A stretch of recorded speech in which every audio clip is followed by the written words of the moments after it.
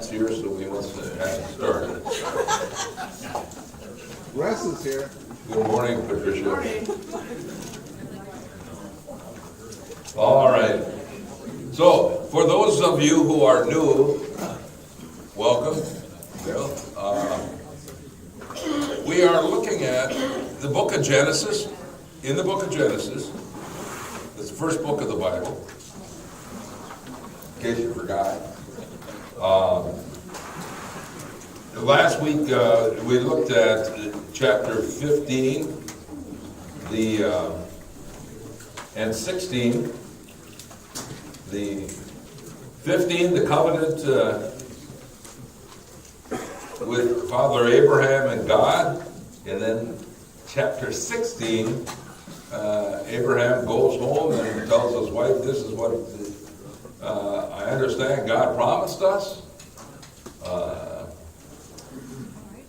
He promised us descendants, and we had a little ritual, God and I, Abraham says, and Abram, and a promise of land, and it's one and only God, and we're going to only worship this one God. Now, the beginning of that, the name for God in Hebrew was a carryover from chapter 14 when Father Abraham, after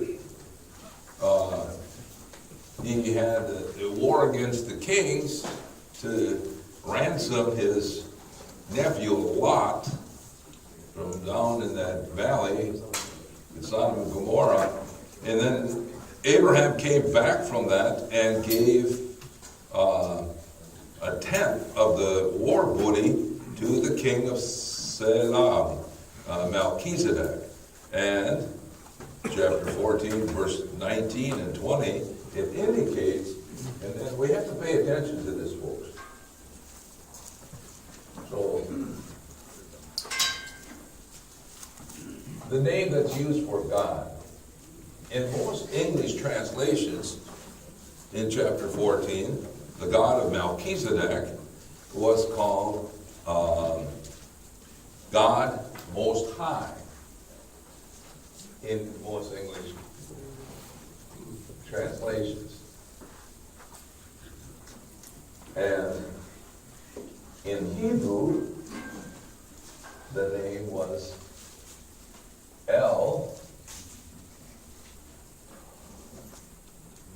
Elyon, which later on will be poetically transliterated into Elohim. Okay? And later on in Hebrew history, this name for God will become one of God's titles, God Most High. And so, when chapter 15, when Abram encounters this God, it is God Most High. That was his understanding. So, of who was talking to him and delivering all these promises with a little covenant's service. Now, the key here is promise. Well, it's not the key, it's one of the keys. And the promise is of two things, descendants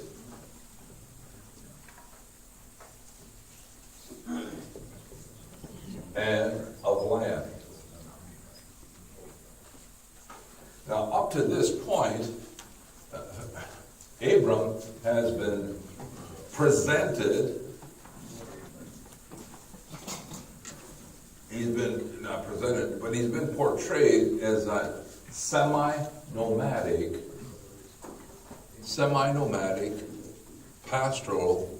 pastoralist, and evidently there's he has quite a household, along with his wife and so on. And particularly after they make a little vacation stop, so to speak, in Egypt,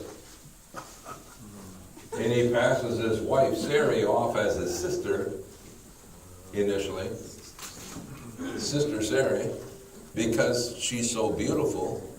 She's described as very beautiful. Actually, her name, Sarai, means princess. So she has evidently that kind of air about her as well. All right.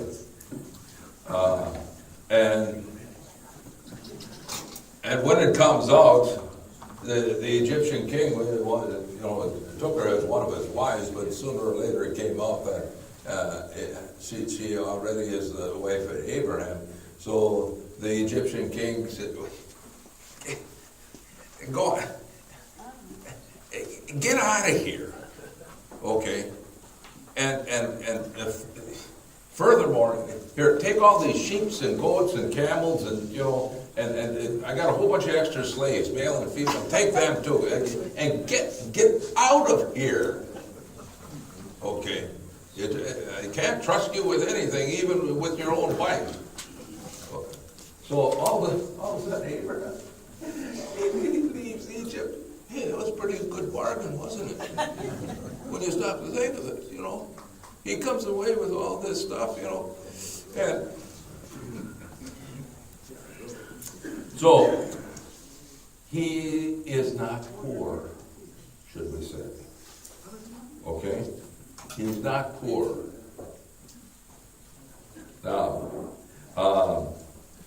so he comes home after this experience, not Egyptian experience, but experiencing the Lord God, and he must have told his wife something after he gets home. Hey, I got news. Sarai, I got news. I told you about that God of the Melchizedek, the king of Salem. Well, that God, like spoke to me, appeared to me, and he promised that we're going to have descendants, and we're going to have, a land and everything. Can you imagine what his wife thought? Yeah. Here he's like 90 years old and she's 10 years younger. Okay. I know some of you can relate to that, right? Okay. That age. Yeah. Later on in the book of Hebrews, it's going to describe Abraham as a man who was as good as dead. So, but after that happens, there's like a delay in that happening. So Sarai in chapter 16 takes matters in her own hand,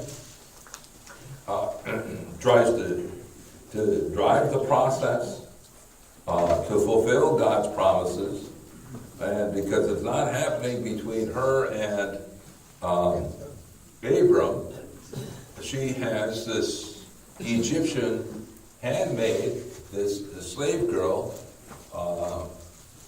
and who's her main maid evidently, and says to her husband, take her and have a child by her. So that's what happens. But in chapter 16 we kind of looked at this, didn't we?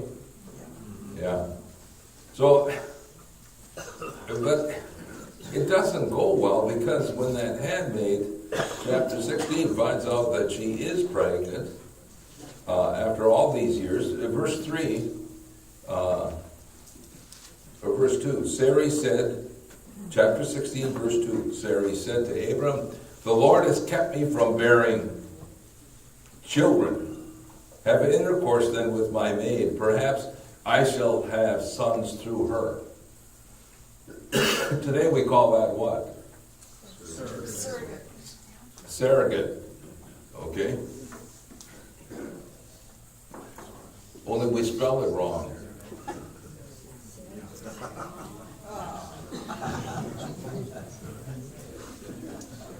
Sarah Gate, Deflate Gate. And this is the Bible's version of Sarah Gate. Sarah Gate.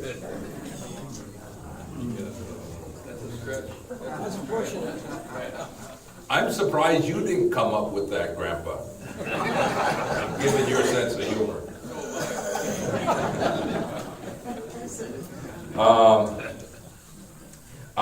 What we find here then, and I think I tried to point that out, it's almost like this is a dysfunctional family after that, because verse 3, thus after Abraham had lived 10 years in the land of Canaan, his wife Sarai took her maid, Hagar the Egyptian, gave her to her husband Abram to be his concubine. He had intercourse, she became pregnant. When she became aware of her pregnancy, she looked with disdain on her mistress. Sarai said to Abraham, you are responsible for this outrage against me. I myself gave my maid to your embrace, but ever since she became aware of her pregnancy, she's been looking on me with disdain. May the Lord decide between you and me.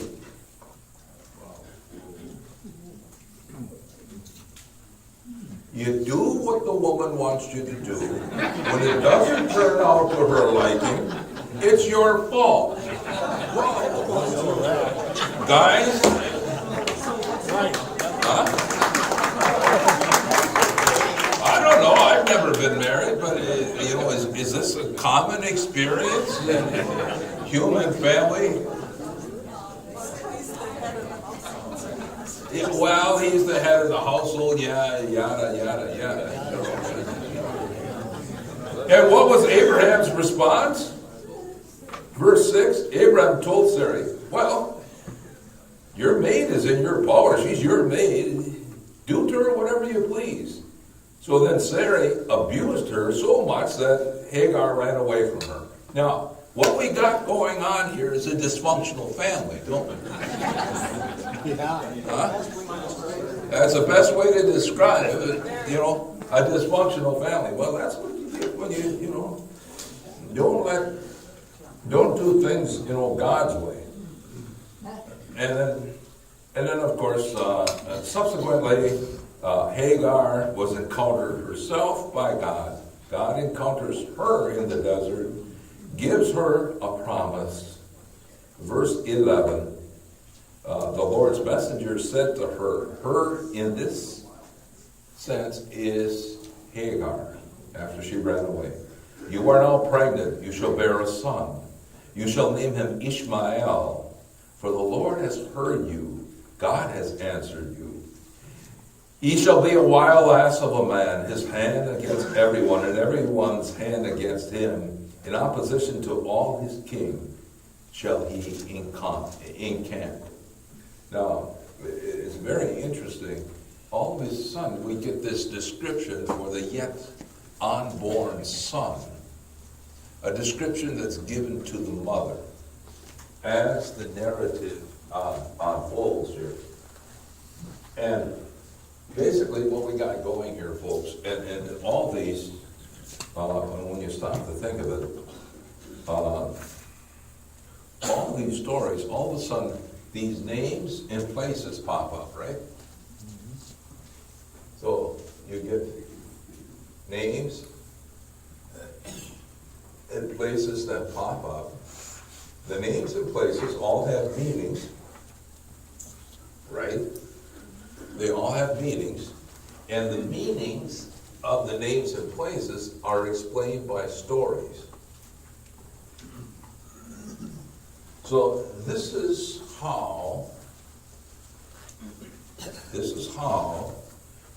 these Genesis narratives have evolved. Okay? So from the oral traditions of this particular tribal people, various names and places,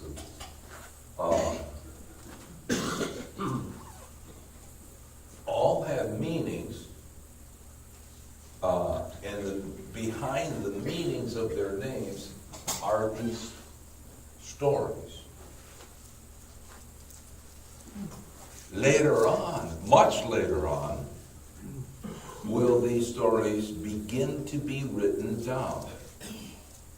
And then much after that, so from the oral traditions, we get written tradition, and ultimately an edited tradition. And it's out of the edited tradition that we get the final forms. Okay? So, this pattern embedded, now I'm going to point out something else. Embedded in this pattern of the stories of names and places, stories of the names and places, embedded in them will be indication of certain models. Biblically, we call them types. I've explained this before. Biblical type. The type will show up later on in the Old Testament and even onward into the New Testament. The types in this story, for instance, there's two models that are presented. In this chapter 16, the story of the dysfunctional family, if you will, there is the barren wife model, which ultimately she becomes fertile and so on. And also we have here a female competition model.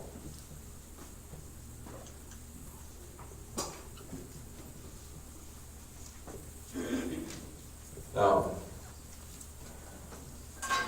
and you know, Abraham's response here, which is like hands off. Oh, okay, yeah. You women, you're going at it. One is disdain and one is abusing the other. Keep me out of it. Do whatever you want. Just you know, don't, stay away from me with that. You know, which, ladies, is pretty typical of men too, right? All right. And then, no, let me finish this pattern, okay? All right. So the models, but they all end up teaching religious lessons.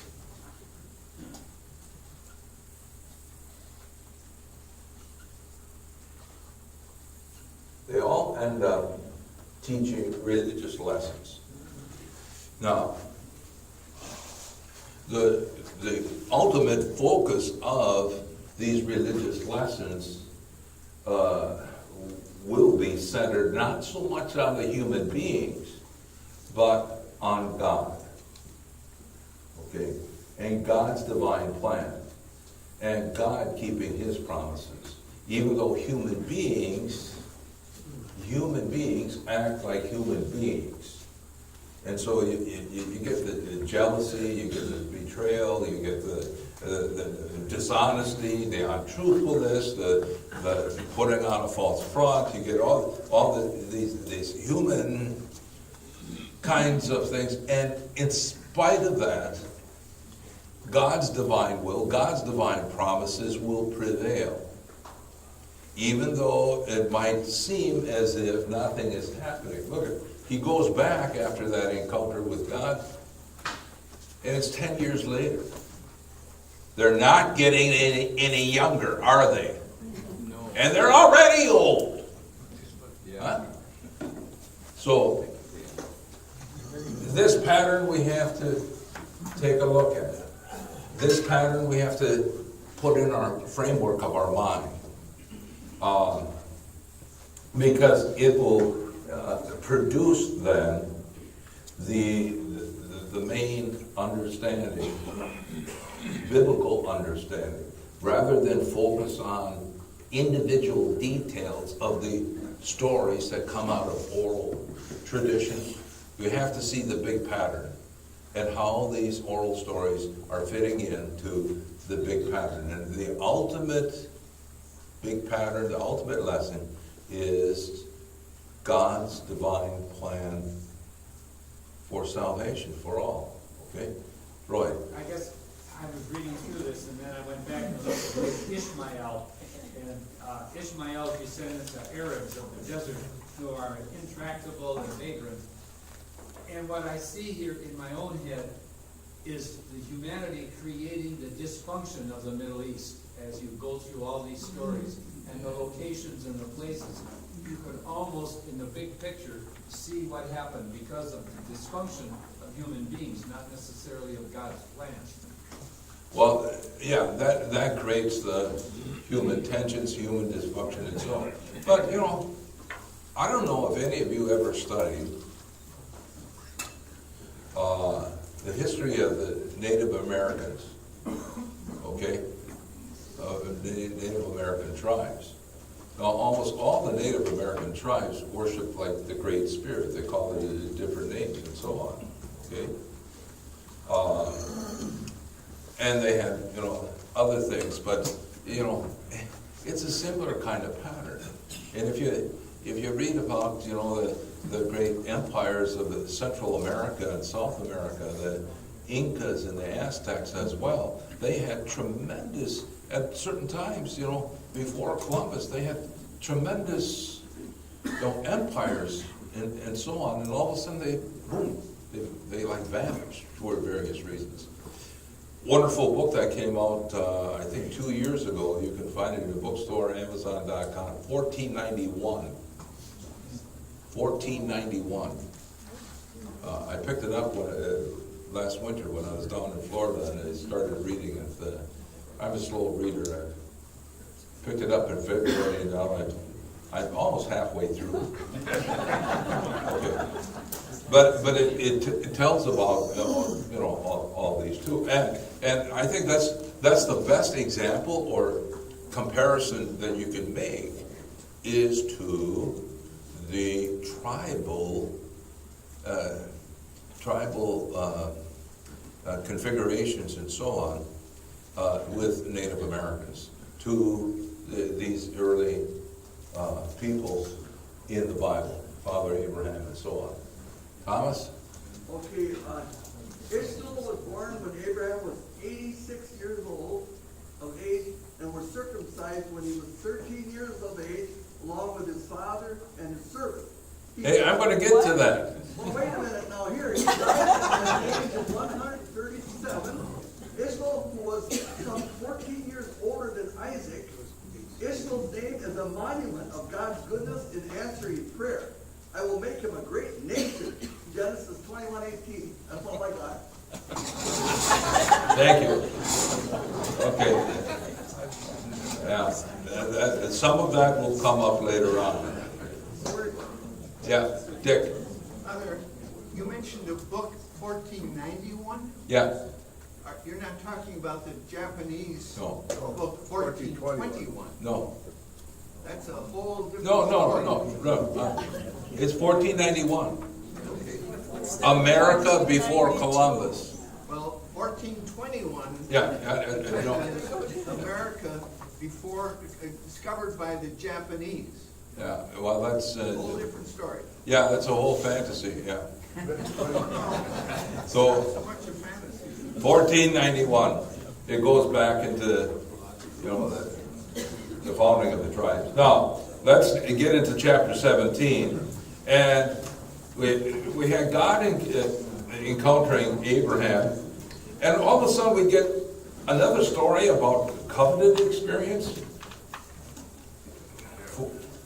And it starts out, chapter 17, when Abraham was 99 years old, the Lord appeared to him and said, I am God, the Almighty. Walk in my presence and be blameless. Between you and me I will establish my covenant, and I will multiply you exceedingly. Now,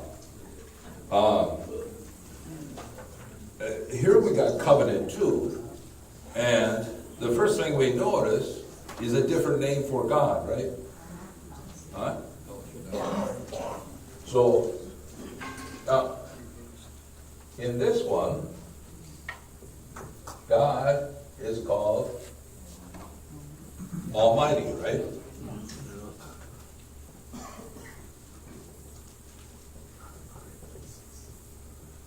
Now, in Hebrew is El, God, Shaddai.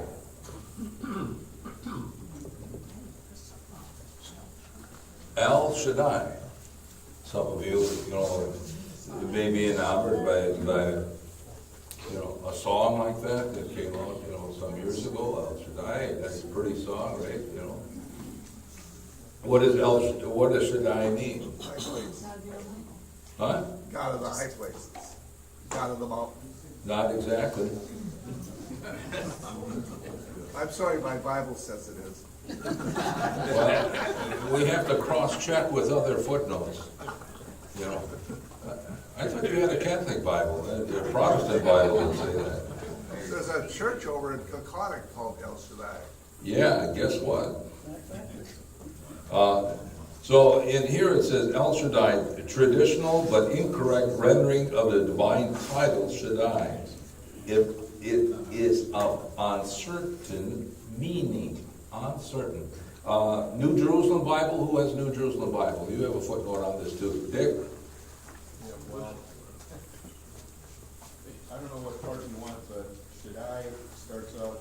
No, yeah. You want B. Footnote B. Yeah, it says ancient divine name of the patriarchal period, and then it gives different verses, preserved mainly in the priestly tradition.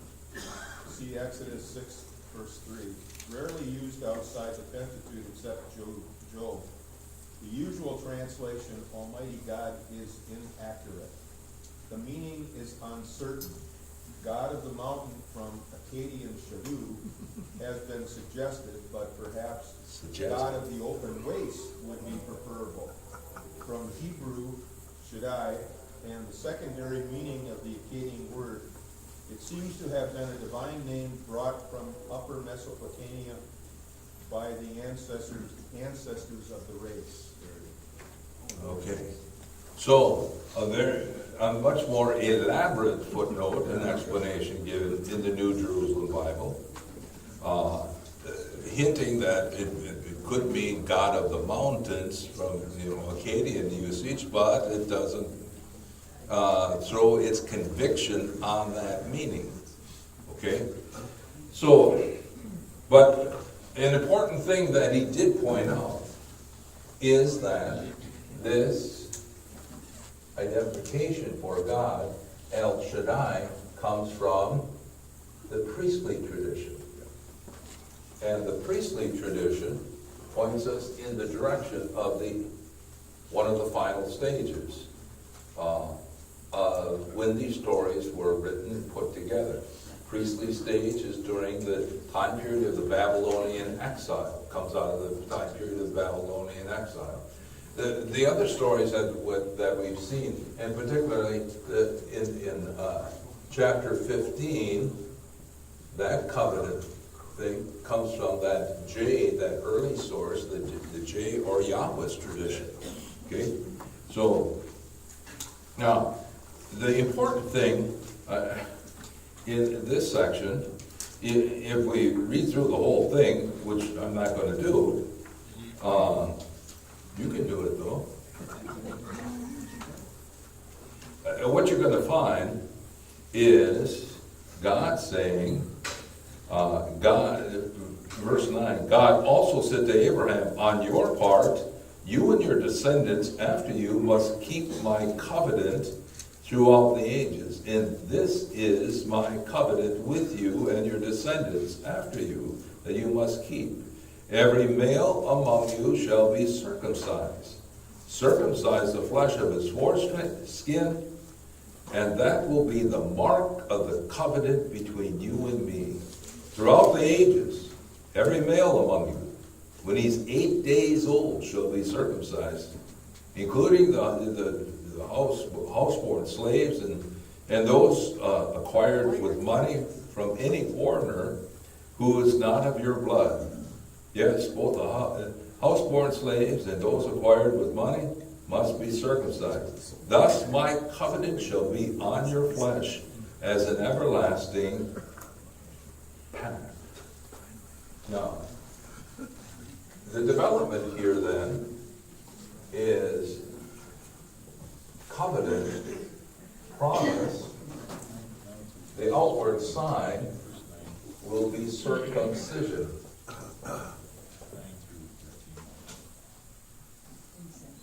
Okay?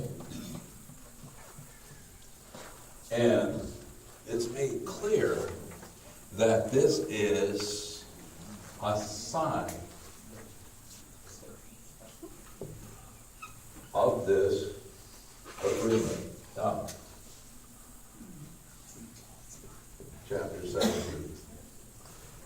You know, if we go through this chapter, if you count up how many times the word covenant is used, it's used 13 times. Now usually 12 is like a, biblical magic number. 13, it's odd, right? So, but now circumcision. Later on in the first century A.D., Flavius Josephus, that Jewish writer for the Romans, historian, a Jewish historian, writes that the Jews are the only people in Palestine who practice circumcision. The Romans did not, and the others. Now, however, older records indicate that now Abraham, he's put in, maybe about the 19th century BC, that Egyptians of the 3rd millennia BC practiced circumcision. Assyrians, Babylonians, and Philistines did not practice circumcision. Okay? Assyrian Empire, that comes about 8th, 9th century BC. Babylonian Empire comes about 6th century BC. Philistines come and enter into the Promised Land and into the historical picture of the Middle East about the 11th, 10th century BC. And those people did not practice circumcision. So, what we have is a practice that is found, and it's not clear whether or not the Canaanites, those people like Melchizedek, king of Salem, that we saw, okay, that Abraham brought the booty. It's not unclear whether or not that the Canaanites practiced circumcision. Let's face it, they wouldn't leave a whole lot of evidence behind, would they?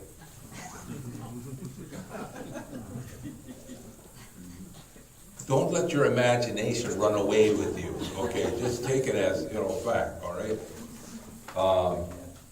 But the implication is Semitic people, out of which the Israelites and Jews came.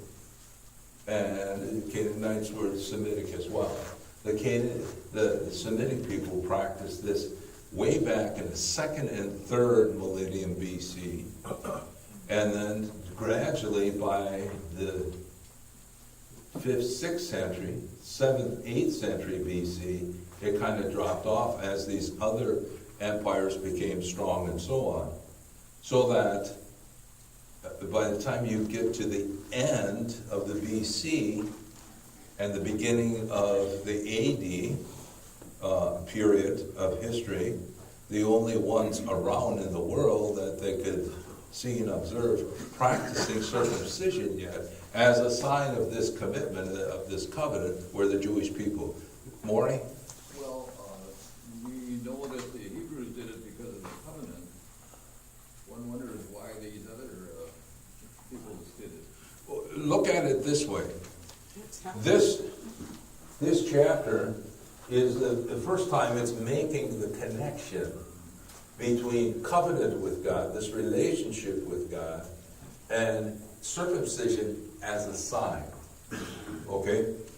So, the practice of circumcision could have been there in these tribal groups before. If we take a look at something we've already seen here in the early stories about the dysfunctional family and so on, things that ended up being like practices embedded in some very detailed stories end up being religious lessons. Okay? So, but that's from the earliest written tradition, right, Nora? The J? Okay. By the time we get to one of the last written and edited traditions, the practices would have been firmly established within this unique population group, okay? And if the religious reason for the practice has been given this theological explanation, basically, as a sign of our relationship with God, as a sign of the covenant. You know, the other thing is, it's like the rainbow in the sky. You know, the first covenant with God and people was the Noah coming off the big boat, rainbow in the sky, as a sign that God promised he wouldn't destroy the world again with water, right? Okay. So here we have the second major covenant with a human being as presented in the Bible, the Hebrew Scriptures, the Abrahamic covenant. But what we're saying is the sign isn't in the sky, it's within the physicalness of the people. Jim? A couple of chapters later, to go along with what you're saying, is when Dinah was abducted by Shechem of a Hittite, which was a Canaanite. He really wanted her so bad, they were really ready to convert, but they all had to be circumcised. So obviously they weren't at that time. The Hittites weren't. The Hivites. Hivites. That's a local Canaanite group. Yeah. There in Canaan. Well, yeah, okay. They just misspelled it. So all of a sudden you're, going way ahead. You're like Tom, you're jumping ahead of me. Okay, over here. Mark? Why was circumcision a symbol seemingly hidden compared to a more outward physical sign of commitment or youth, just from the beginning of time? Some early descriptions of the reason why are usually with the early tribes would be a connections with initiation into manhood, initiation ceremony. So it had more of a sociological connection, maybe with some tribal religion, background to it. But from the background material that you can, find in incredible sources, it'll probably describe it as something with connected with initiation, full initiation into tribal thing. Now, Thomas, what do you have? Okay, it's in Galatians 6. For neither circumcision counts for anything, nor uncircumcision, but a new creation. And the answer is in Romans 2:29. But a Jew is one inwardly, and circumcision is a matter of the heart, by the Spirit, not by the letter. His praise is not from man, but from God. Now, 2 and Galatians 6. yeah, but what you are pointing out there, if this is the beginning of a biblical type, a biblical model, circumcision, And the meaning is connected with an outward sign of their relationship with their one and only God. What you are pointing out in the New Testament isn't an answer. It is the final level of meaning that is given to the practice. So Paul, in the passages that you have quoted, Paul is giving circumcision a new theological meaning. But we have to, what I'm trying to do is to give us a full understanding of the original meaning and purpose for it. If you don't make this connection, then that connection is meaningless. Okay? It's meaningless. Okay? Because, when we speak of biblical truths, we just don't go to the New Testament and pop something out and, quote it. We don't. We go back and see where is the origin of those ideas, those signs. Where does it come from? And, most people are afraid to go into the Old Testament. We're not, are we? Okay?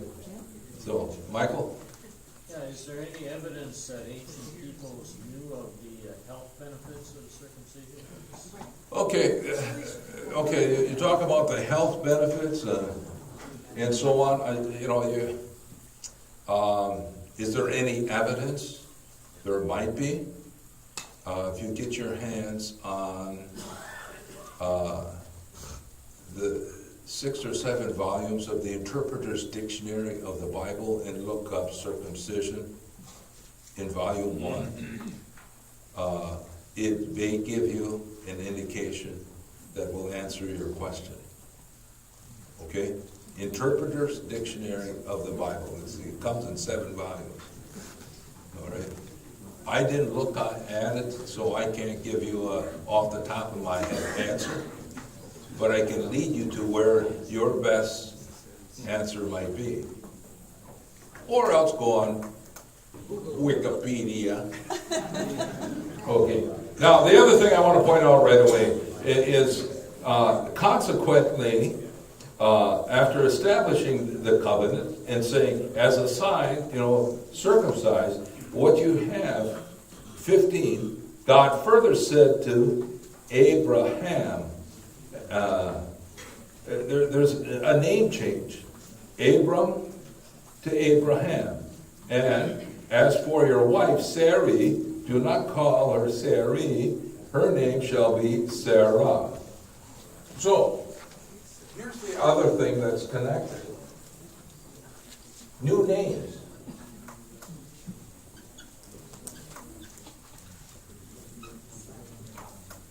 New names. From Abram to Abraham. From Sarai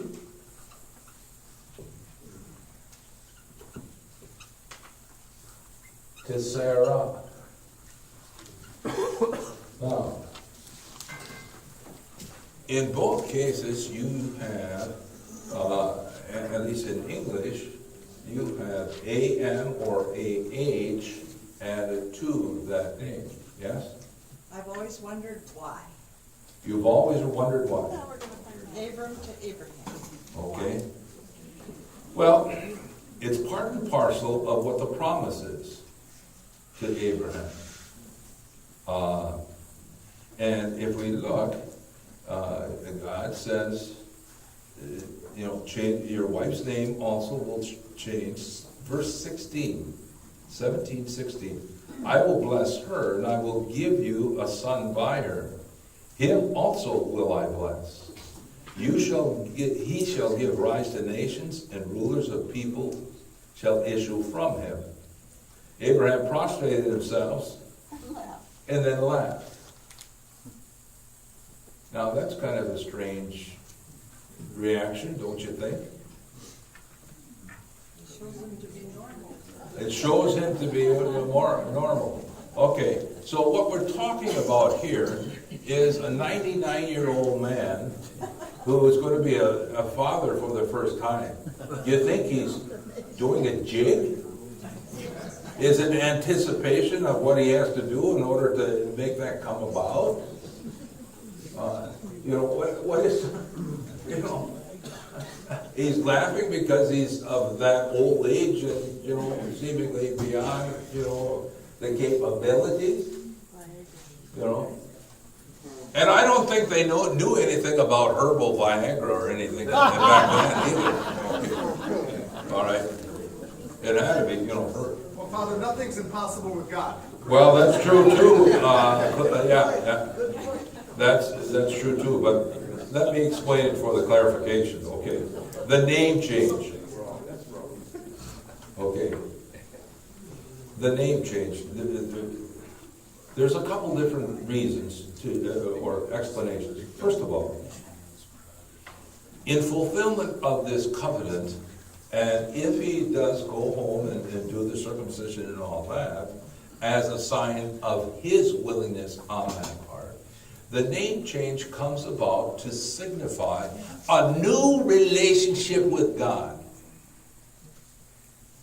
It signifies a new relationship, in this case, with God. Stop to think of it, okay? Females who go and dedicate their lives to God, they have a name change. They become Sister Mary, whatever, right? Men who dedicate their lives to God have a name change. In the Catholic Church anyhow, and in the Episcopal Church as well. From that time on, they're called Father, right? Name change. Oftentimes, but not every time in this day and age, man and woman enters into a marriage. Okay? Name change. What is it? Wife, husband? Huh? What is that? Well, oftentimes, I mean, we give them papers, you know, to change. Usually it's the woman changing her name to the man's name, but not all the time today. Sometimes they take hyphenated names, or they even keep their names, or sometimes the husband also takes his wife's last name. You know, it's all over the place. You know. All right.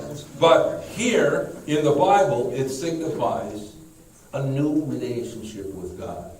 And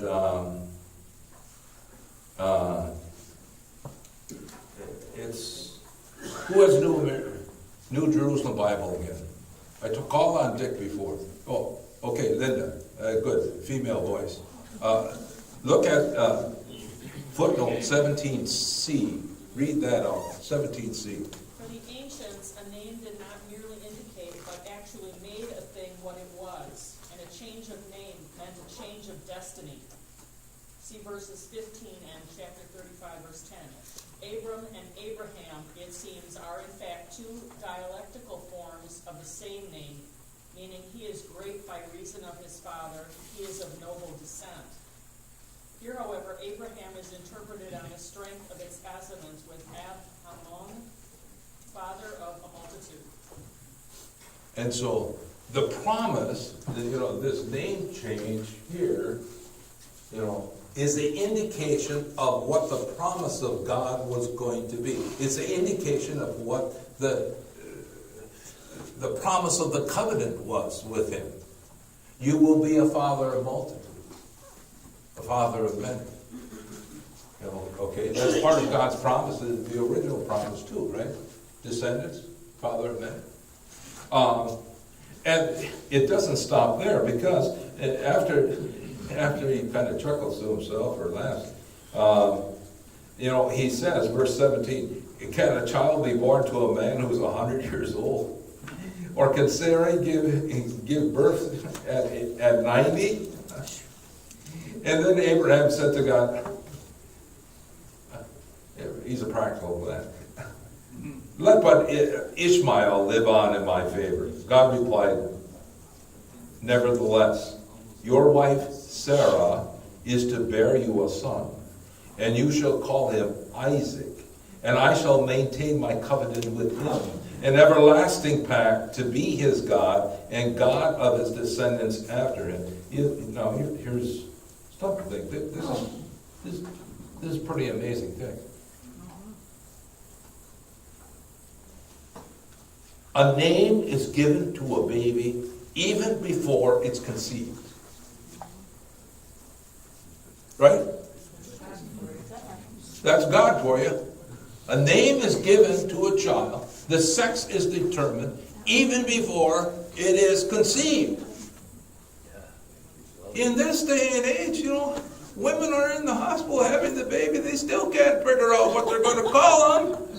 They're watching TV show as they're in labor. Oh, that looks like a nice name. Let's call him this. Baby comes out, it's a different sex. Oh, she'll be named Simon after this.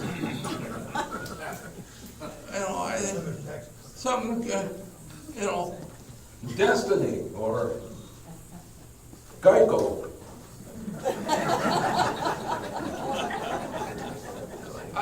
Well, that's the way it seems. I mean, I can't figure this out.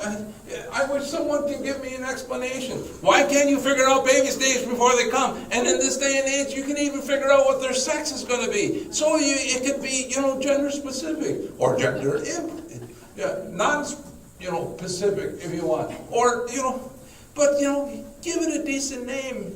And, a biblical name is perfectly all right. As a matter of fact, it's really preferred. Okay? Or a saint's name if you're a Catholic or an Episcopal or, mainline Protestant, Can't you figure that out in 9 months? You're going to have a baby child. You usually give them names, but here the name is given beforehand,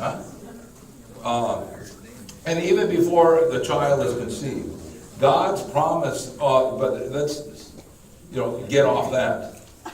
God's promise is already extended to him and to his descendants. Abraham says, well, what about, I got this other child, my surrogate child, Ishmael. What? Why can't we use him? Basically. Because, God, that's it. I'm 100 years old. And God said, no, that's not the way it's going to work, Mr. Abraham. Remember, you're going to be called Abraham from now on. But as for Ishmael, God said, I am heeding you. I thereby bless him. I will make him fertile, will multiply him exceedingly. He will become a father of 12 chieftains, and I will make of him a great nation. But my covenant I will maintain with Isaac, whom Sarah will bear to you by this time next year. And then God, poof, departed. You know why he departed, don't you? Because he was going to create all that misery in camp on the same day after he left. Well, there's going to be some more. But what happens, this promise is given, but at least with this promise, there is a timeline to it. And leading up to it, it has been, the way this has been presented so far, it's been delayed. Right? 13 years ago, Sarah took the things in her own hand, gave the maidservant a boy popped out, Ishmael. But God clarifies here, no, my promise is not through that son, it's going to be through this son, who you will name Isaac. There's more coming next week, so thank you very much for coming this week.